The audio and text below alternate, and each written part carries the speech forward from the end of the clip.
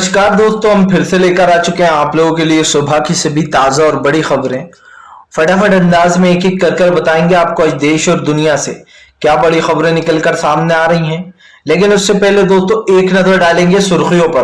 प्रधानमंत्री नरेंद्र मोदी के ऊपर गरजे राहुल गांधी, बोले देश में नफरत का माहौल, देश से हिंसा को मिटाकर रहेंगे।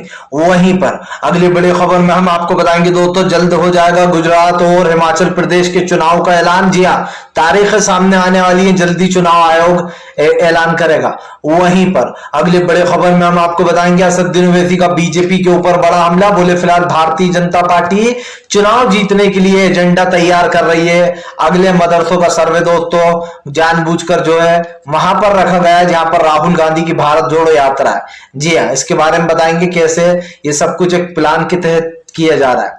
वहीं पर अगली बड़ी खबर में हम आपको बताएंगे दोस्तों, चुनाव आयोग ने किया ऐलान 7 विधानसभा सीटों पर 6 राज्यों के। जी हाँ, दरअसल आपको बता दें 6 राज्यों के 3 नवंबर को होंगे उपचुनाव, 6 नवंबर को होगी मतगणना। इसके बारे में आपको बताएंगे।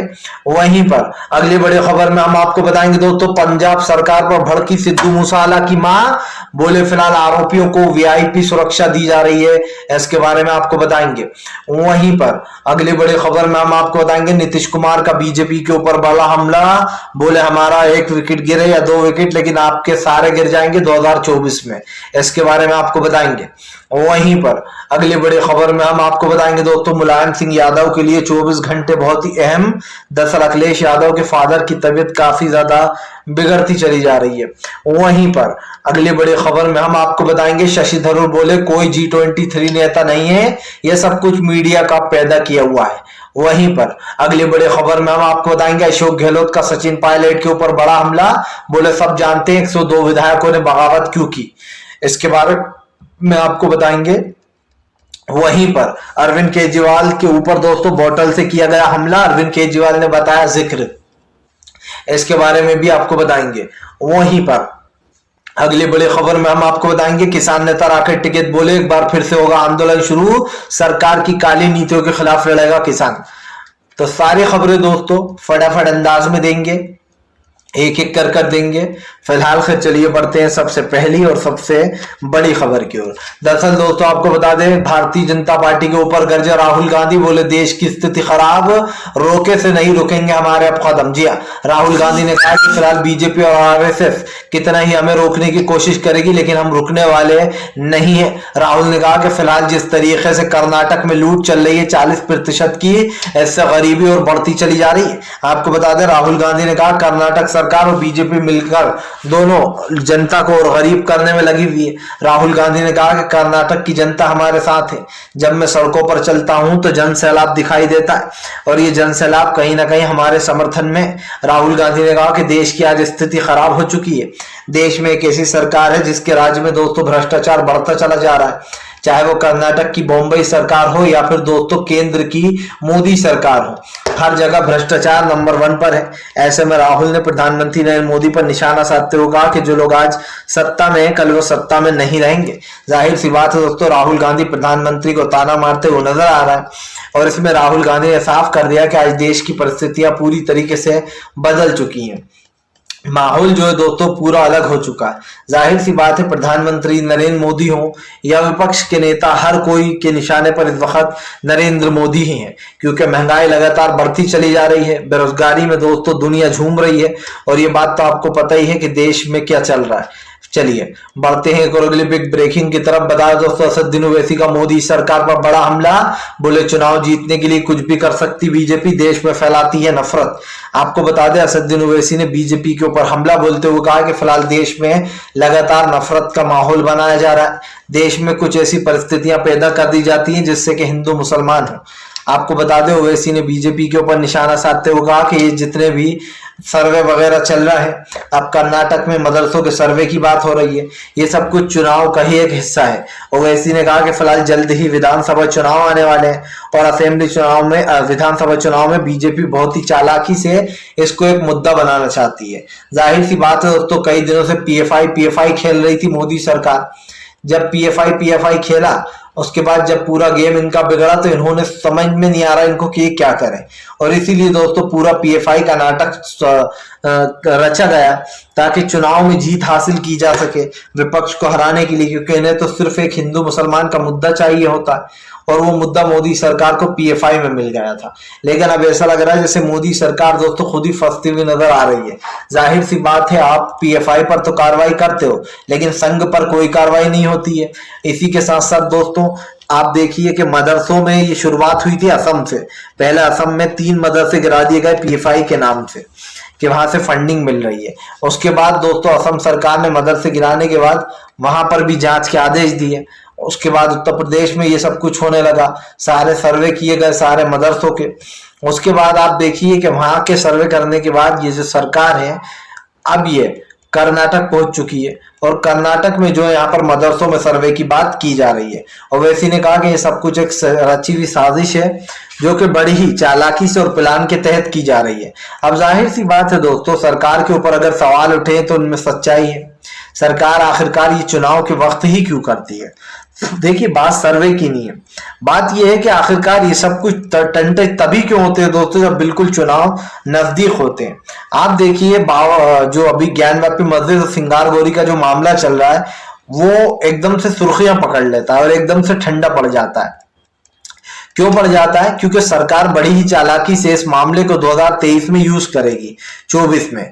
आप सब जानते हैं दोस्तों कि फिलहाल जो असेंबली चुनाव होंगे 2024 में, उसको कहीं ना कहीं लोकसभा चुनाव को लेकर भारतीय जनता पार्टी का ये प्लान है कि इसको बाबरी मस्जिद की तरह यूज किया जाए, क्योंकि अब बाबरी मस्जिद वाला मामला तो सुलझ चुका है। बीजेपी को एक बड़ा मुद्दा चाहिए था 2024 के लिए और वो ये मुद्दा है। और बाकी आपको पता ही विधानसभा चुनाव में तो इनका चल ही रहा है पीएफआई और मदरसों के सर्वे, तो इन चीजों पर कहीं ना कहीं सवाल उठ रहे हैं। तो दोस्तों साफ दिखाई दे रहा है जो देश में चल रहा है उसको लेकर कहीं ना कहीं मोदी सरकार पूरी तरीके से घिर चुकी है फिलहाल। खैर चलिए हम बढ़ते हैं दोस्तों एक और अगली बिग ब्रेकिंग की तरफ। बता दोस्तों मुलायम सिंह यादव की तबीयत बिगड़ी, अखिलेश बोले लोगों की प्रार्थना और दुआ की जरूरत। दरअसल दोस्तों आपको बता दें नेताजी की तबीयत लगातार बिगड़ती चली जा रही है। ऐसे में नेताजी को 24 घंटे का समय दिया गया, ये उनके लिए बहुत महत्वपूर्ण हो जाता है। आपको बता दें दोस्तों 24 घंटे नेताजी के लिए इसलिए भी जरूरी है क्योंकि नेताजी ने खास करके उत्तर प्रदेश के लिए काफी कुछ करा है और ऐसे में लोगों की दुआएं और उनकी प्रार्थना उनके साथ है। अखिलेश ने कहा कि आज जिस तरीके से देश में बेरोजगारी, महंगाई, इन सब मुद्दों को दरकिनार किया जा रहा है, ऐसे मुद्दों पर नेताजी ने हमेशा अपनी राय रखी है। खास कर मुलायम सिंह यादव की विरासत जो दोस्तों वो अखिलेश संभालते हैं, लेकिन ये कहना गलत नहीं होगा कि आज नेताजी को आप सभी की जरूरत है। ऐसे में सभी लोग उनके लिए प्रार्थना करेंगे। हम भी ऊपर वाले से कहेंगे कि उनकी तबीयत में जल्दी ही सुधार आए और ऊपर वाला करे वो जल्दी ही डिस्चार्ज हो जाए हॉस्पिटल से। लेकिन सबसे बड़ी बात यह है दोस्तों कि आज मुलायम सिंह यादव को लोग को काफी मानते हैं, क्योंकि एक समय ऐसा था जब उन्होंने योगी आदित्यनाथ को जेल भेज दिया था। और क्यों भेजा था दोस्तों? क्योंकि ताजियों के वक्त योगी आदित्यनाथ कुछ ऐसी गतिविधियां कर रहे थे जिससे दंगे भड़क सकते थे उत्तर प्रदेश में। चलिए बढ़ते हैं एक और अगली बिग ब्रेकिंग की तरफ। बता दोस्तों अगली जो बड़ी खबर निकल कर आ रही है, नीतीश कुमार का बीजेपी के ऊपर बड़ा हमला। बोले हमने हमेशा देश के लिए काम किया, आगे भी करेंगे। दरअसल दोस्तों आपको बता दें नीतीश कुमार ने भाजपा पर हमला बोलते हुए कहा कि एक या दो वाली बात नहीं है, हमने हमेशा देश के लिए काम किया और हमेशा करते रहेंगे। आपको बता दें दोस्तों नीतीश कुमार के ऊपर जमकर भड़कते हुए नजर आए हैं यहाँ पर। तो नीतीश कुमार भाजपा पर भड़कते हुए नजर आए। दरअसल सुशील मोदी आए दिन बयानबाजी कर रहे हैं और वो ये बयानबाजी कर रहे हैं कि आज एक विकेट गिरा, कल दूसरा विकेट गिरा, अब और गिरेंगे। लेकिन दोस्तों दरअसल ये बीजेपी की बौखलाहट है। सब लोग जानते हैं कि बीजेपी दोस्तों कुछ कर नहीं पा रही है, खास करके बिहार में। बिहार में दोस्तों बीजेपी की चाल जो है वो यही है कि बीजेपी ऑपरेशन लोटस चलाना चाहती है। लेकिन अफसोस की बात यह है दोस्तों कि भारतीय जनता पार्टी कुछ कर नहीं पा रही है। आपको भी पता है दोस्तों कि इस वक्त देश का जो माहौल है और देश की जो परिस्थितियां हैं वो पूरी तरीके से डामाडोल हो चुकी है। लेकिन दोस्तों इसके जरिए भारतीय जनता पार्टी देश में सांप्रदायिकता और नफरत का माहौल बना रही है और उस सांप्रदायिकता और नफरत से दोस्तों कहीं ना कहीं बीजेपी को एक बड़ा झटका लग रहा है। लेकिन सिंपल सी बात यह है दोस्तों कि भारतीय जनता पार्टी की पूरी तरीके से बोलती बंद हो गई, क्योंकि बीजेपी दोस्तों ये जानती ही नहीं कि इस वक्त उसके साथ क्या हो रहा है।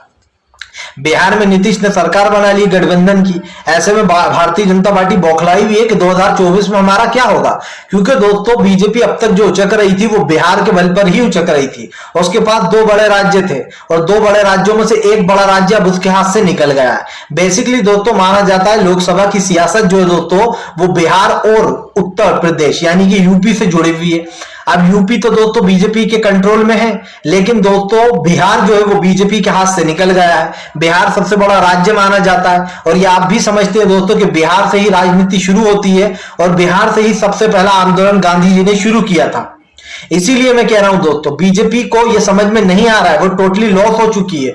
अब भारतीय जनता पार्टी सिर्फ दो चीज में है कि आखिरकार किया जाए तो क्या किया जाए। सबसे पहला तो दोस्तों बीजेपी को यह पता ही नहीं है कि फिलहाल चल क्या रहा है, क्योंकि जाहिर सी बात है देश की परिस्थितियां पूरी तरीके से बदल चुकी हैं, और आज जो परिस्थिति है दोस्तों वो पूरी तरीके से डामाडोल हो चुकी है। तो ये मैंने पहले भी कहा था दोस्तों, फिर कहूंगा कि आज देश पूरी तरीके से दोस्तों बदहाली में है, बेरोजगारी महंगाई बढ़ चुकी है दोस्तों। लेकिन कहीं ना कहीं आज देश में जिस तरीके का माहौल बनाया गया है उसको लेकर भारतीय जनता पार्टी पूरी तरीके से बिखर गई है। और बिखरने का मतलब यह है दोस्तों कि बीजेपी जब ये कोशिश करती है लोगों को बताने की कि हम देश के लिए काम कर रहे हैं, तो उसकी जो गतिविधियां हैं, खास करके आप देखिए कि बिहार की राजनीति आज तेजस्वी यादव है, नीतीश कुमार है, वो लोग दोस्तों किसकी बात कर रहे हैं, रोजगार की बात कर रहे हैं। लेकिन जब बीजेपी की सरकार थी दोस्तों, तो बीजेपी किस पर बात करा करती थी कि यहाँ पर तो हिंदू मुसलमान नहीं है, मुसलमान वो कर लेंगे, अपना शिकंजा कस लेंगे, बस हिंदू मुसलमान वाले मुद्दे उठाए जाते थे। यहाँ पर भी हिजाब लागू करें नीतीश,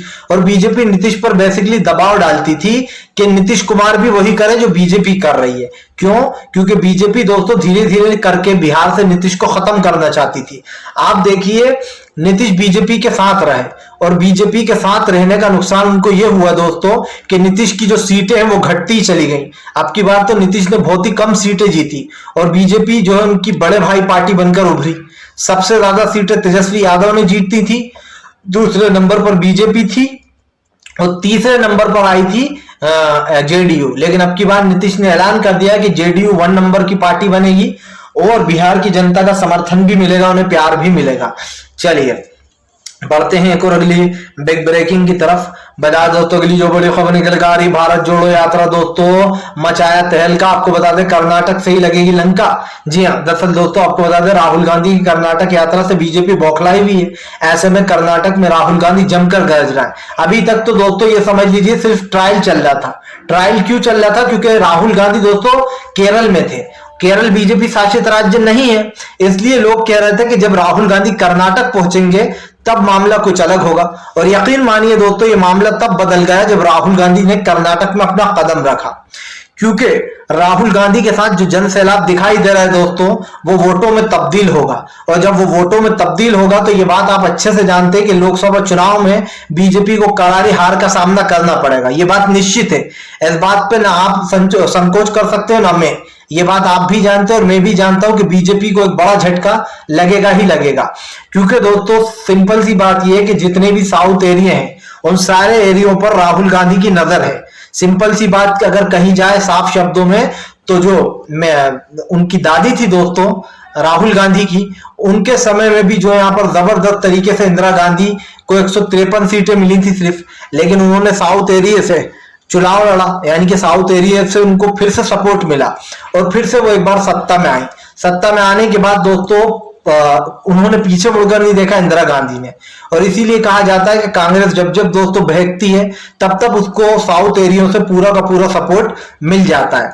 सिंपल सी बात यह है दोस्तों कि आज जो ये सब कुछ हो रहा है दोस्तों, इसमें कहीं ना कहीं भारतीय जनता पार्टी को बड़ा झटका लग सकता है। और इसीलिए मैं ये कह रहा हूं दोस्तों कि बीजेपी पूरी तरीके से फेल हो चुकी है। इस चीज का एक कहीं ना कहीं अगर देखा जाए तो फिलहाल देश में जो एक सांप्रदायिकता है उस माहौल को खत्म करने की कोशिश की जा रही है। तो ये बात तो साफ हो जाती है कि देश दोस्तों आज पूरी परिस्थितियों से बदल चुका है फिलहाल। चलिए बढ़ते हैं एक और अगली बिग ब्रेकिंग की तरफ। बता दोस्तों अगली जो बड़ी खबर निकल कर आ रही है, आपको बता दोस्तों प्रधानमंत्री नरेंद्र मोदी के ऊपर गर्जे। जी हाँ, अरविंद केजरीवाल बोले फिलहाल हमारे ऊपर बोतलों से हमला करवाया जा रहा है। दरअसल आपको बता दें अरविंद केजरीवाल गुजरात में डांडिया खेलने पहुंचे थे। डांडिया के उत्सव में पहुंचने के बाद दोस्तों वहां पर भीड़ इतनी बढ़ गई कि लोगों ने केजरीवाल के ऊपर किसी ने भीड़ में से बोतल फेंक कर मार दी। आपको बता दें वो बोतल केजरीवाल के लगी नहीं, वो बोतल नीचे गिर गई। जिसके बाद दोस्तों आपको बता दें केजरीवाल ने भाजपा पर निशाना साधा। केजरीवाल का कहना है कि ये सब कुछ बीजेपी कर रही है उनके कदम रोकने के लिए, लेकिन अरविंद केजरीवाल का कहना है कि हम रुकने वाले नहीं है। जाहिर सी बात है दोस्तों इस वक्त काफी कुछ हो रहा है। सबसे बड़ी बात यह है दोस्तों कि फिलहाल देश का माहौल पूरी तरीके से चेंज हो चुका है। और क्यों हो चुका है दोस्तों? आप इस चीज को समझ के रखिए कि भारतीय जनता पार्टी की सोच क्या है और हम आपको क्या बताने की कोशिश कर रहे हैं। ये तो आप अच्छे से जानते हैं दोस्तों कि बीजेपी जो है वो कुल मिलाकर जो चीजें करती है उससे यही चीज पता चलती है कि भैया देश में लोग बेरोजगारी महंगाई से त्रस्त हैं, लेकिन बीजेपी इन मुद्दों को छोड़ रही है। और आम आदमी पार्टी क्या कर रही है दोस्तों, गुजरात पहुंचने के बाद उसने सबसे पहले उन कर्मचारियों से वादा किया कि जिन लोगों को सैलरी ज्यादा नहीं मिलती हम उनकी वेतन बढ़ाएंगे। सबसे बड़ी बात यह दोस्तों वेतन वाली बात नहीं है। जो 26 साल से गुजरात में बीजेपी की सरकार है दोस्तों, उसने इन 26 सालों में गुजरात के लिए कुछ नहीं किया। यह सबसे बड़ा मुद्दा है। और आप यकीन मानिए दोस्तों ये बड़ा मुद्दा इसलिए बन जाता है क्योंकि अरविंद केजरीवाल कहीं ना कहीं ये समझ चुके हैं कि दरअसल बीजेपी की मंशा क्या है, भारतीय जनता पार्टी क्या सोच रही है। और इसीलिए दोस्तों ये हम बार बार कहते हैं कि भारतीय जनता पार्टी को समझना चाहिए कि आज देश का विकास और खास कर दोस्तों सांप्रदायिकता किस तरीके से फैल रही है। क्योंकि कहीं ना कहीं अभी दोस्तों जब देश में सब कुछ माहौल होता है तो जाहिर सी बात है इन मुद्दों पर सवाल उठते हैं। और मुद्दों पर सवाल जब उठते हैं दोस्तों तो बीजेपी कहीं ना कहीं पूरी तरीके से फेल हो जाती है। और इसी चीज को दोस्तों हमने कहीं ना कहीं फैक्ट है, ये चीज फैक्ट है कि भारतीय जनता पार्टी पूरी तरीके से फेल हो चुकी है। इस मामले में दोस्तों कहीं ना कहीं सरकार को एक बड़ा झटका लगेगा। फिलहाल तो ये है कि अब देश दोस्तों को एक अलग परिस्थितियों से गुजर रहा है। यहाँ पर देश को जरूरत है कि एक ऐसा पीएम आए देश में जो न सिर्फ देश की गतिविधियों पर ध्यान दे बल्कि दोस्तों देश में जो बेरोजगारी और महंगाई से गरीब परेशान है उस पर ध्यान दिया जाए। भाई अमीरों के बंगले तो और अमीर होते जा रहा है, गरीब और गरीब होता जा रहा है और इन चीजों से लड़ने की जरूरत है, लेकिन सरकार इन चीजों से भागती है। चलिए बढ़ते हैं एक और अगली बिग ब्रेकिंग की तरफ। बता दोस्तों अगली जो बड़ी खबर निकल कर आ रही है आपको बता दोस्तों प्रधानमंत्री नरेंद्र मोदी के ऊपर दोस्तों जमकर गरजते हुए नजर आए हैं। आपको बता दें दोस्तों इस वक्त पवन खेड़ा बोले फिलहाल राहुल गांधी की भारत जोड़ो यात्रा से बौखलाई बीजेपी। जी हाँ, दरअसल दोस्तों आपको बता दें शक्ति सिंह गोयल और पवन खेड़ा ने बीजेपी को घेर लिया। शक्ति सिंह गोयल का कहना है कि दरअसल बीजेपी राहुल गांधी की भारत जोड़ो यात्रा से बौखलाई हुई है। दरअसल आपको बता दें दोस्तों भारत जोड़ो यात्रा नए नए रिकॉर्ड बना रही है। ऐसे में ये कहना गलत नहीं होगा दोस्तों कि भारत जोड़ो यात्रा बीजेपी के लिए अंत का कारण बन सकता है। अब आप समझिए भारत जोड़ो यात्रा से दोस्तों एक बड़ी चीज ये जुड़ी हुई है कि भारत जोड़ो यात्रा ने कई रिकॉर्ड बना लिए। सबसे बड़ी बात यह कि राहुल गांधी की राजनीति को लोग अब पसंद कर रहे हैं। पहले क्या था दोस्तों, राहुल गांधी सड़कों पर उतरते नहीं थे। अब जब से राहुल गांधी सड़कों पर उतर रहा है तो बीजेपी को यह बात खटक रही है। और इसीलिए शक्ति सिंह गोयल ने कहा कि दरअसल बीजेपी को अब समझ में नहीं आ रहा कि वो क्या करे। भारतीय जनता पार्टी दोस्तों पूरी तरीके से बौखला चुकी है और उसकी बौखलाहट साफ दिखाई दे रही है कि फिलहाल किया जाए तो क्या किया जाए। फिलहाल ये तो साफ हो जाता है दोस्तों कि देश की परिस्थितियां पूरी बदल गई हैं।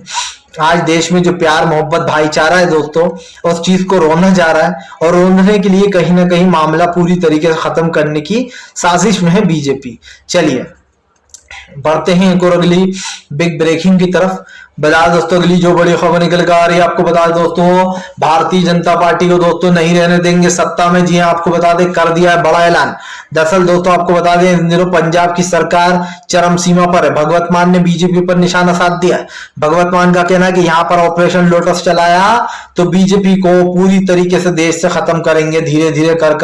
दरअसल भगवत मान ने बीजेपी और कांग्रेस दोनों पर हमला बोला और कहा कि ये दोनों सरकारें ने कभी पंजाब के लिए कुछ नहीं किया, लेकिन अब हम कर रहे हैं तो इन्हें बुरा लग रहा है। भगवत मान ने बीजेपी के ऊपर हमला बोलते हुए कहा कि फिलहाल पंजाब अब एक नई उड़ान की ओर है। यहाँ पर बिजली फ्री, स्कूलों में अच्छी शिक्षा दी जा रही है, किसानों की मवेशी की जो प्रॉब्लम थी वो भी खत्म कर दी गई है।